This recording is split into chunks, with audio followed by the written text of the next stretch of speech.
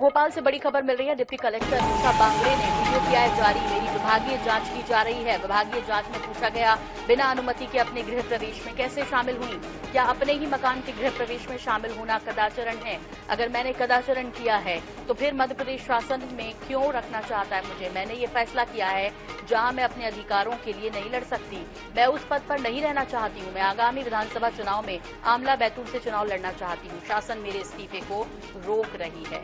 तो अब ये नया वीडियो जारी कर अपना बयान भी जारी किया है निशा बांगरे ने। और हमेशा सुर्खियों में रहने वाली निशा बांगरे एक बार फिर से ये कह रही हैं कि यदि मैं उस पद पर नहीं रहना चाहती हूं तो फिर ऐसा करने से मुझे शासन क्यों रोक रहा है। जय हिंद मेरे प्यारे देशवासियों, मैं निशा बांगरे आमला बैतूल मध्य प्रदेश से बात कर रही हूं।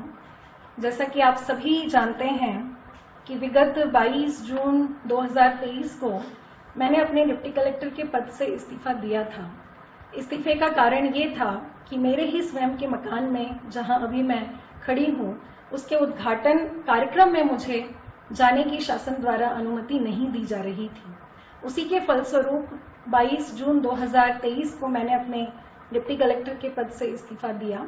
तत्पश्चात मैंने 1 महीने तक इंतजार किया कि सरकार मेरा इस्तीफा मंजूर करे, लेकिन उसके बाद भी जब त्याग पत्र मंजूर नहीं हुआ तो मजबूरी में मुझे हाई कोर्ट जबलपुर की शरण लेनी पड़ी।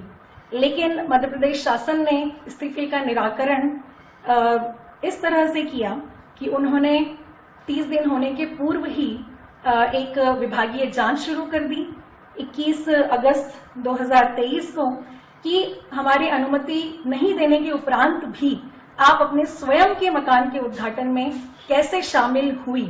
यह एक मुझे विभागीय जांच का एक पत्र दिया गया।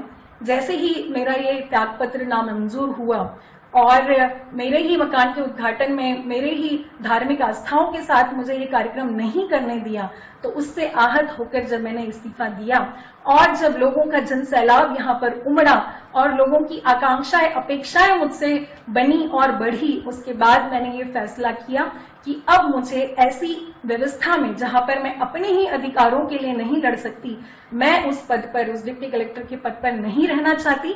मैं जनता की अपेक्षाओं के लिए, आकांक्षाओं के लिए आगामी विधानसभा 2023 जो कि नवंबर में होने वाले हैं और उसके लिए आचार संहिता अक्टूबर में कभी भी लागू हो सकती है, उस चुनाव में मैं आमला बैतूल से शामिल होना चाहती हूं।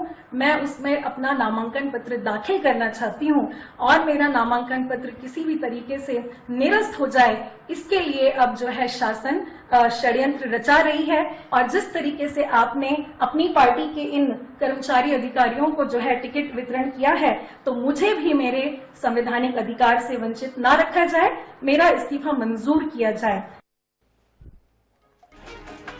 विभागीय जांच में पूछा गया, बिना अनुमति के अपने गृह प्रवेश में कैसे शामिल हुई? तो क्या अपने ही मकान के गृह प्रवेश में शामिल होना कदाचरण है? पूछ रही है निशा बांगरे मध्य प्रदेश शासन से।